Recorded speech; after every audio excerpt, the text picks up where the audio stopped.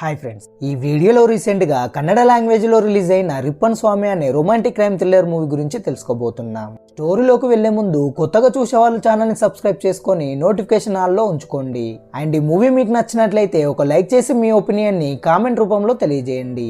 ఇక మూవీ స్టోరీలోకి వెళ్తే ఓపెన్ సీన్ లో దివాకర్ అనే వ్యక్తికి మీ తమ్ముడు సూసైడ్ చేసుకుని చనిపోయాడని ఫోన్ కాల్ వస్తుంది. అది విన్న అతను షాక్ లో పడతాడు. అప్పుడే అతని తమ్ముడైన స్వామి బాడీని చూపిస్తారు.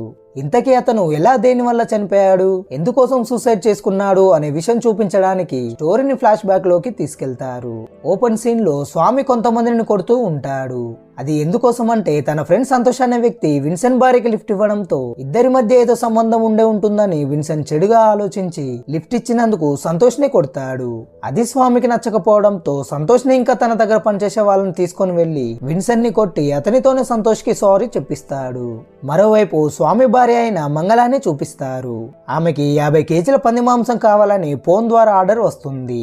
అదే విషయాన్ని మంగళ సంతోష్ కి కాల్ చేసి చెప్పడంతో అతను స్వామికి చెప్పుతాడు. అయితే స్వామికి సొంత ఫోన్ ఉండదు.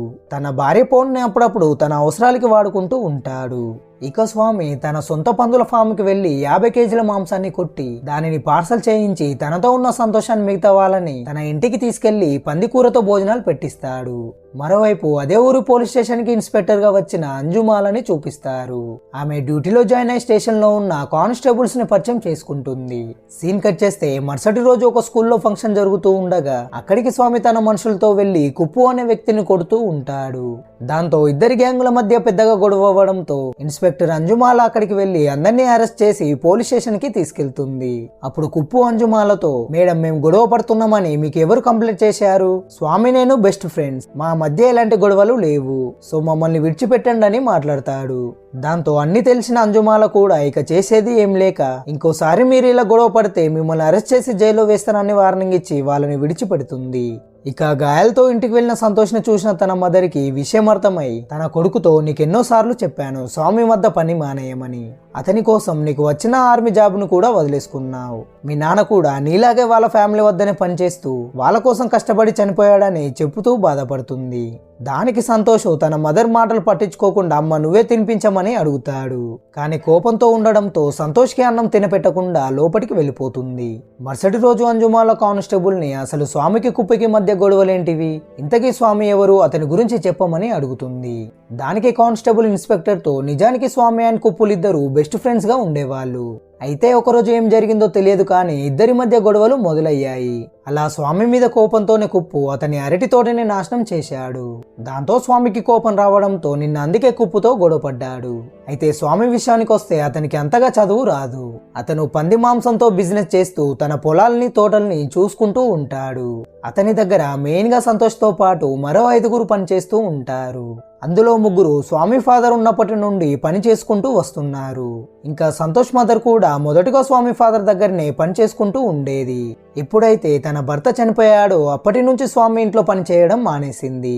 అయినా కూడా స్వామి సంతోష్ బాగోగులు చూసుకుంటూ వాళ్ళ అవసరాలని తీరుస్తున్నాడు. నిజానికి స్వామి మొరటోడే గాని చాలా మంచి వ్యక్తి. అయితే కొన్ని సంవత్సరాల క్రితం కేరళ నుండి రిప్పన్ అనే వ్యక్తి ఇక్కడికి వచ్చి బీడీల ఫ్యాక్టరీ పెట్టాడు.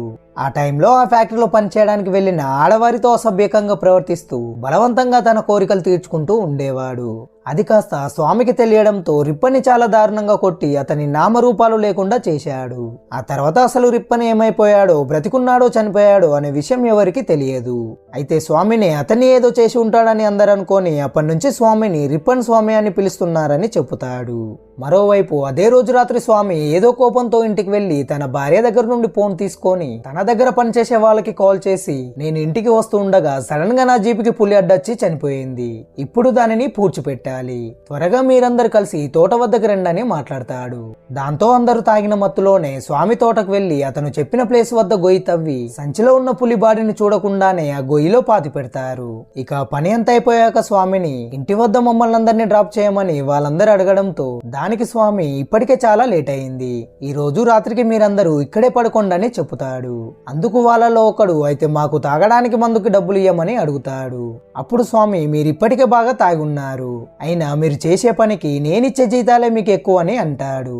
దాంతో వాళ్ళందరికీ అతని మాటలకి కోపం రావడంతో స్వామిపై వాళ్ళందరూ మండిపడతారు. దాంతో స్వామి వాళ్ళని కొట్టి, ఇకపై మీరందరూ నా దగ్గర పని చేయాల్సిన అవసరం లేదు, మీ ముఖాలు నాకు చూపెట్టకండి అందరితో చెప్పి కోపంతోనే ఇంటికి వెళ్లి రక్తమరకలతో ఉన్న షర్ట్ ని తీసేసి స్నానం చేయకుండానే తన భార్యతో ఇంటిమేట్ అవుతాడు. నెక్స్ట్ సీన్ లో స్వామి మీద ఉన్న కోపంతో తన దగ్గర పనిచేసే వాళ్ళు ఎస్ఐ అంజుమాలని తీసుకొని పులిని పూడ్చిపెట్టిన ప్లేస్ కి తీసుకెళ్లి స్వామిని ఇరికించాలని చూస్తారు. కానీ అక్కడ పూడ్చిపెట్టిన ప్లేస్ లో తవ్వగా అందులో పులి బాడీ బదులు పంది బాడీ ఉండడం చూసి అందరూ షాక్ అవుతారు. అదే సమయంలో అక్కడికి వచ్చిన స్వామి అంజుమాలతో, నిన్న నా ఫామ్ లో పందికి వైరస్ సోకి చనిపోయేసరికి వీళ్ళందరినీ పూడ్చిపెట్టడానికి పిలిచాను, నిన్న తాగిన మత్తు వీళ్ళకి ఇంకా దిగలేదనుకుంటా, పంది బదులు పులి అనుకుంటున్నారని అంటాడు. అప్పుడు అంజుమాల వాళ్ళతోటి, ఇలాంటి అబద్ధాలు చెప్పి మా టైం వృధా చేస్తే మీ మీద కేసు పెట్టాల్సి వస్తుందని వాళ్ళకి వార్నింగ్ ఇచ్చి అక్కడి నుండి వెళ్ళిపోతుంది. ఇక ఇక్కడే రివీల్ అయ్యే ఒక ట్విస్ట్ ఏంటిదంటే, స్వామి వాళ్ళతోటి, నిన్న మీరు పూడ్చిపెట్టింది పులి బాడినో పంది బాడినో కాదు, నేను చంపేసిన ఒక మనిషి బాడీని మీరు పూడ్చిపెట్టారు, మీకు వీలైతే అది ఎక్కడ పూడ్చిపెట్టారో కనుకొండని కోపంతో అరిచి అక్కడి నుండి వెళ్ళిపోతాడు. దాంతో వాళ్ళందరూ ఇంతకీ ఆ బాడీ ఎవరిదనే షాక్ లో పడతారు. మరోవైపు ఉదయాన్న రాత్రి నుండి ఇంకా సంతోష్ ఇంటికి రాలేదని తన మదర్ అటుగా వెళ్లే కుప్పుని కలిసి, నా కొడుకును చూశావా, ఒకవేళ చూసుంటే స్వామి దగ్గర పనిచేస్తున్నాడని కోపంతో అబద్ధం చెప్పకని అడుగుతుంది. అందుకతను, అమ్మ నాకు కోపం ఉన్నది స్వామి మీద, మీ కొడుకు మీద అయితే కాదు, నిజానికి సంతోష్ ఎక్కడున్నాడో నాకు కూడా తెలియదు, అయినా నేను ఊరికి వెళ్ళి ఇవ్వాలనే తిరిగి వస్తున్నానని చెప్పి అక్కడి నుండి వెళ్ళిపోతాడు. ఇక అది విన్న సంతోష్ మదర్ తర్వాత స్వామిని కలిసి అడగగా, దానికతను, నిన్న సాయంత్రం నుండి సంతోష్ నాకు కనిపించలేదు, నన్ను కలవలేదు, అయితే ఇవాళ నైట్ వరకు అయినా వస్తాడేమోనని చూడు, ఒకవేళ రాకుంటే పోలీసులకి కంప్లైంట్ చెయ్యు, అలాగే ఒకసారి మీ రిలేషన్ వాళ్ళని కూడా కనుక్కోమని చెప్పుతాడు. దాంతో సంతోష్ మదర్ ఇక చేసేది ఏం లేక ఊరు మొత్తం తన కొడుకు కోసం వెతుకుతూ తెలిసిన వాళ్ళని అడుగుతూ ఉంటుంది.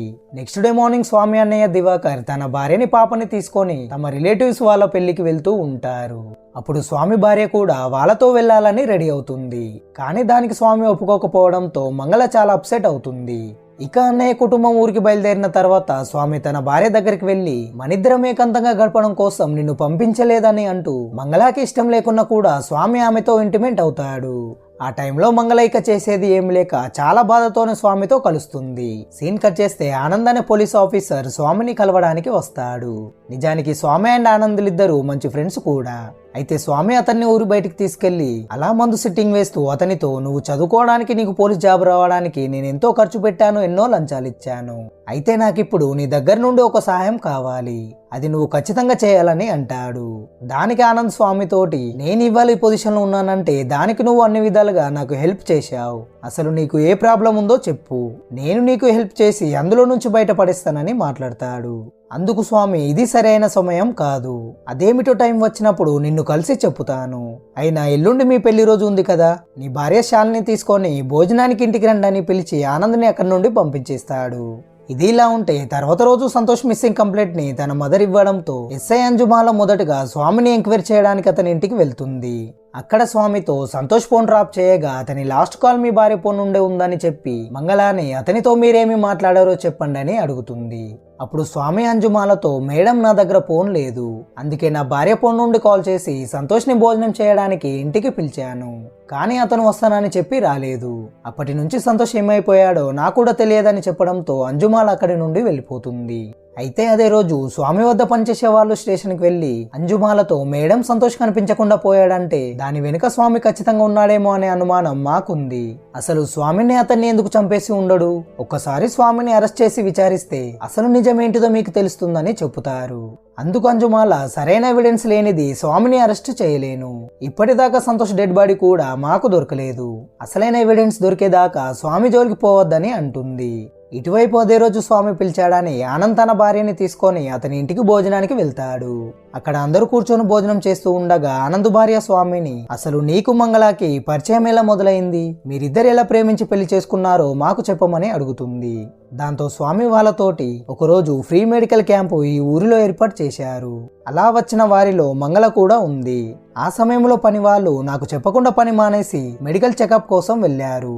వాళ్ళ కోసం నేను వెళ్ళినప్పుడు మంగళాని చూశాను, చూసిన మొదటి చూపులోనే నాకు ఆమె ఎంతగానో నచ్చింది. ఆ రోజు నుండి మంగళ ఎక్కడికి వెళ్ళినా నేను ఫాలో అవ్వడం మొదలు పెట్టాను.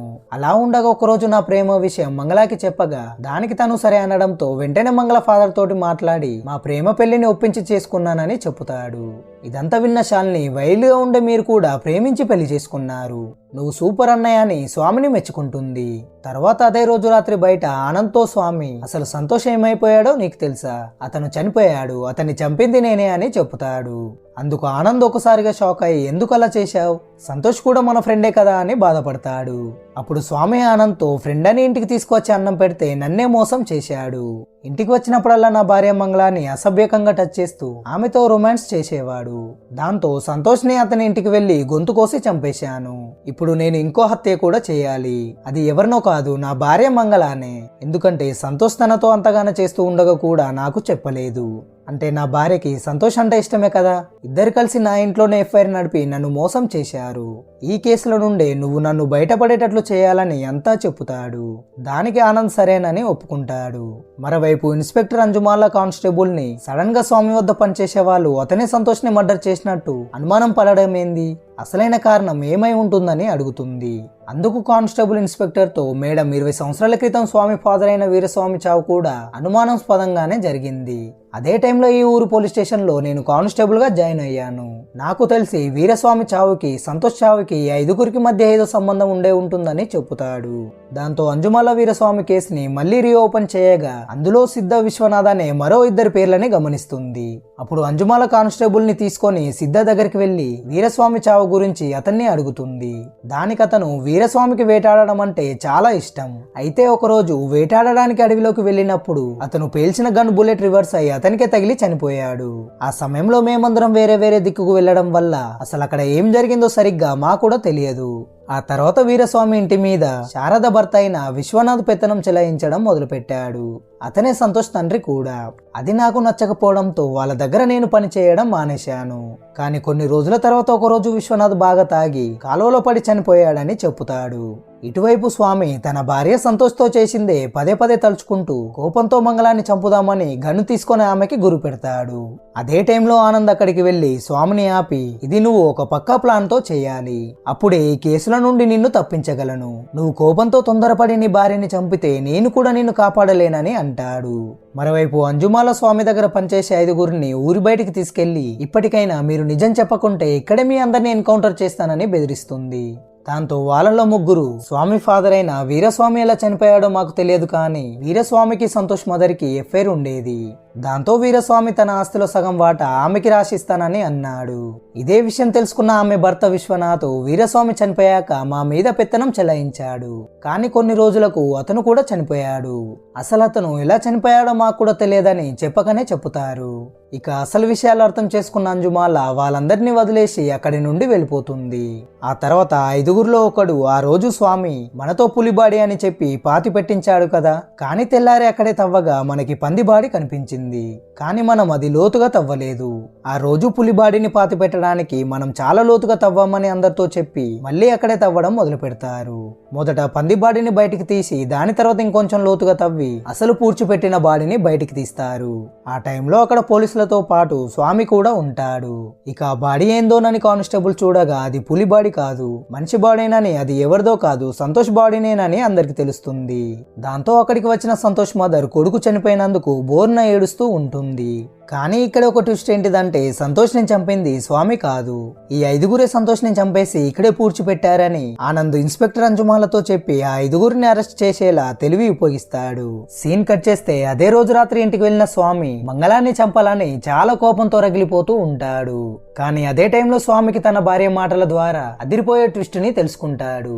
అదేమిటంటే మంగళ తన భర్తతో మీకు ఎప్పటి నుంచో ఒక విషయం చెప్పాలని అనుకుంటున్నా, మీ బెస్ట్ ఫ్రెండ్ సంతోష్ చనిపోయాడని మీరు బాధపడుతున్నారు, కానీ అతను మీరు అనుకున్నంత మంచివాడు కాదు, మీరు ఇంట్లో లేని టైంలో అతను మన ఇంటికి వచ్చి నాతో అసభ్యకంగా ప్రవర్తించేవాడు, నన్ను ఎక్కడ పడితే అక్కడ టచ్ చేసేవాడు, అలా ఒక్కరోజు ఎంత వద్దన్న కూడా మళ్ళీ అలానే టచ్ చేస్తూ ఉంటే అతని చెంప పగలగొట్టి ఇంకోసారి ఇలా చేస్తే స్వామితో చెప్పుతానని బెదిరించాను, కానీ దానికి అతను పగలబడి నవ్వి చెప్పుతే చెప్పు, ఒకవేళ నువ్వు చెప్పుతే కోపంతో నన్ను స్వామి చంపేసి జైలుకు వెళ్తాడు, అప్పుడు నువ్వు ఒంటరి దానివి అయిపోతావని అన్నాడు. మీరిద్దరూ చిన్నప్పటి నుండి ఫ్రెండ్స్ కదా, ఒకవేళ నేను మీకు ఈ విషయం గురించి చెప్పుతే అతన్ని నిజంగా చంపేసి జైలుకు వెళ్తారేమోననే భయంతో మీకు చెప్పలేదు, ఇప్పుడు ఎలాగో అతనిని వేరే వాళ్ళు చంపేశారు కదా, అందుకే ఈ నిజం మీకు చెప్పానని అంటుంది. ఇక అదంతా విన్న స్వామి, ఇన్ని రోజులు నా భార్య తప్పు చేసిందని చంపాలని అనుకున్నాను, కానీ నేను చూసింది అనుకున్నది నిజం కాదు, మంగళ చాలా మంచిదని ఒక్కసారిగా రియలైజ్ అయ్యి తనని దగ్గరికి తీసుకుంటాడు.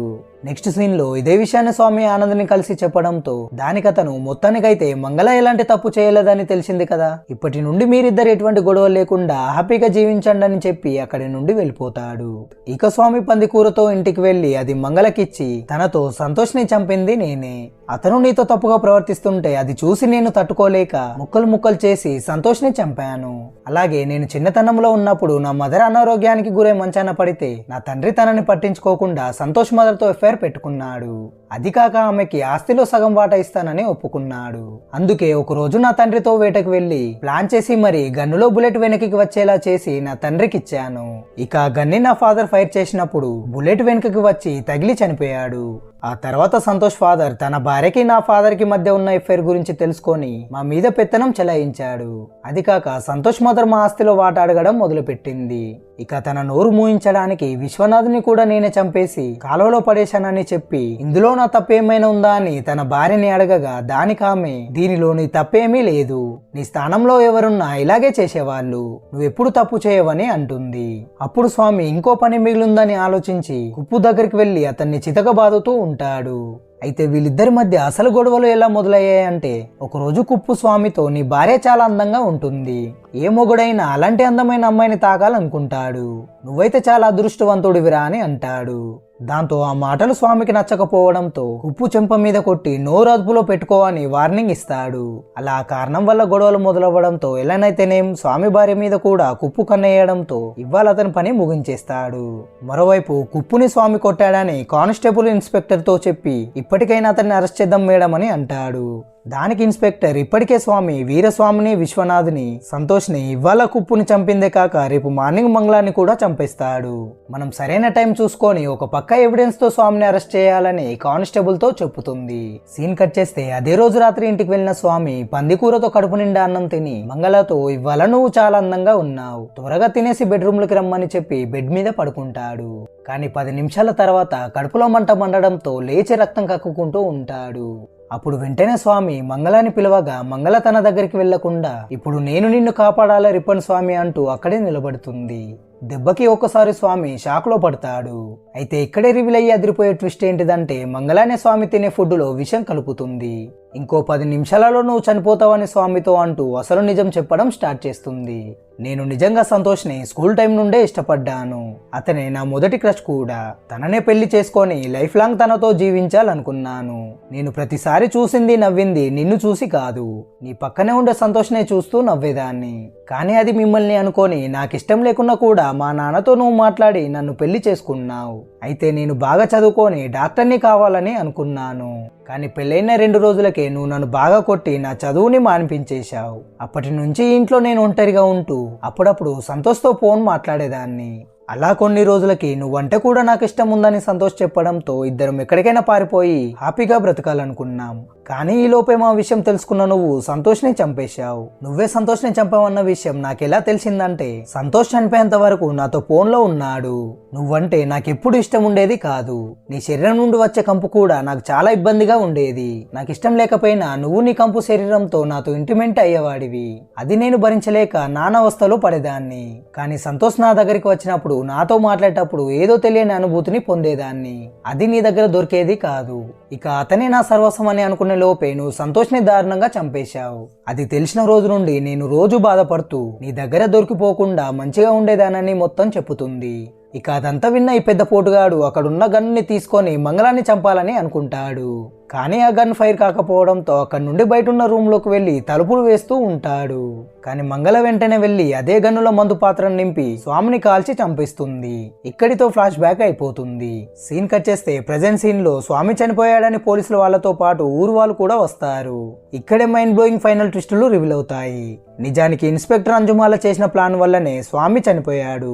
అయితే ఒకరోజు అంజుమాల సంతోష్ మదర్ ని కలిసి, నీ కొడుకునే కాకుండా నీ భర్తని కూడా స్వామినే చంపాడు, దానికి తగిన సాక్ష్యం లేదు, కానీ నేను చెప్పినట్టు చేస్తే ఈ లోకంలో స్వామి లేకుండా పోతాడని ప్లాన్ మొత్తం వివరిస్తుంది. దాంతో సంతోష్ మదర్ మంగళ దగ్గరికి వెళ్లి నా భర్తని చంపాడు, ఆఖరికి నువ్వు ప్రేమించిన నా కొడుకుని కూడా చంపాడు, ఇక అసలు నిజం తెలిసిన రోజు నిన్ను కూడా చంపేస్తాడు. అలా కాకుండా ఉండాలంటే నేను చెప్పింది చెయ్యు, నువ్వు ఏది చెప్పినా స్వామి నమ్మే విధంగా ఉండాలని చెప్పుతుంది. అలానే ప్లాన్ ప్రకారం మంగళ ఈ విధంగా స్వామిని చంపేసి అతను సంతోష్ని చంపినందుకు బాధతో సూసైడ్ చేసుకున్నాడని బాధతోనే చెప్పుకుంటూ నటిస్తుంది. అయితే నిజానికి ఆనంద్ అండ్ సంతోష్లు ఇద్దరు బెస్ట్ ఫ్రెండ్స్ గా ఉండేవాళ్ళు. చిన్నప్పటి నుండి వీళ్ళిద్దరు కలిసిమెలిసి పెరిగారు. ఇక ఆనంద్ కూడా సంతోష్ని చంపిన బాధలో స్వామి 1-2 సార్లు సూసైడ్ చేసుకోవడానికి ట్రై చేశాడు. అప్పుడు నేనే ఆ టైంలో అతన్నే ఆపాను. కానీ ఆ బాధ నుండి ఇంకా బయటికి రాకుండా చివరికి నిన్న రాత్రి సూసైడ్ చేసుకొని చనిపోయాడని అబద్ధపు సాక్ష్యం చెప్పుతాడు. అయితే ఆ రోజు సంతోష్ బాడీ దొరికిన టైంలో ఆనంద్ అంజుమాల దగ్గరికి వెళ్లి స్వామినే సంతోష్ని చంపాడని నాకు కూడా తెలుసు, కానీ అతను తనకున్న డబ్బు పలుకుబడితో దీని నుంచి ఈజీగా తప్పించుకుంటాడు. సరైన టైంకి నేనే మీతో చేతులు కలుపుతానని చెప్పి స్వామిని నమ్మించేందుకు 5గురిని టెంపరీగా ఇరికిస్తాడు. ఇక ఫైనల్ గా సేకరించిన ఎవిడెన్స్ అండ్ సాక్ష్యాల ఆధారంగా స్వామిది సూసైడ్ అని క్లియర్ చేసి ఇన్స్పెక్టర్ అంజుమాల కేసు ఫైల్ ని కొట్టేస్తుంది. ఇక ఈ సీన్ తో ఈ మూవీ ఎండ్ అవుతుంది. ఈ వీడియో మీకు నచ్చినట్లయితే ఒక లైక్ చేసి ఈ మూవీ మీద మీకు కలిగిన ఒపీనియన్ ని కామెంట్ చేయండి. మరిన్ని ఇటువంటి ఇంట్రెస్టింగ్ స్టోరీల కోసం ఛానల్ ని సబ్స్క్రైబ్ చేసుకొని నోటిఫికేషన్ ఆల్లో ఉంచుకోండి. Thanks for watching.